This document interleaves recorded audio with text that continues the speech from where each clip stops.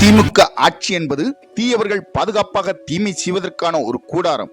கொசுவுக்கு பயந்து கூட வலையடித்துக் கொள்ளும் இந்த உலகில் உங்க சர்வாதிகார அரசுக்கு எந்த குற்றவாளிகளும் பயந்த மாதிரி தெரியவில்லை.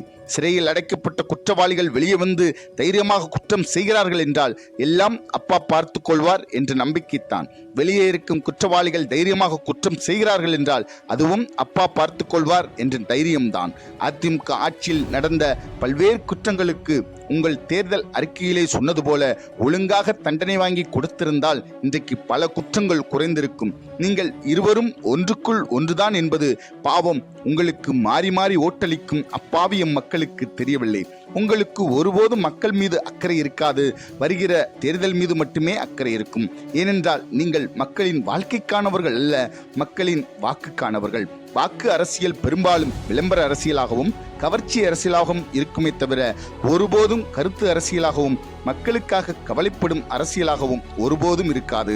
எல்லா குற்றங்களுக்கும் முதல் மூல காரணம் மது என்று தெரிந்தும் அதை அதிகப்படுத்த திட்டமிடும் அரசு ஒருபோதும் சட்டம் ஒழுங்கை பாதுகாக்காது என்பதை அறிவார்ந்த எம் தம்பி தங்கைகள் புரிந்து கொள்ள வேண்டும். குற்றத்தை தடுக்கும் காவல்துறை வேண்டுமா, குற்றம் நடந்த பின் அதை பிடிக்கும் காவல்துறை வேண்டுமா?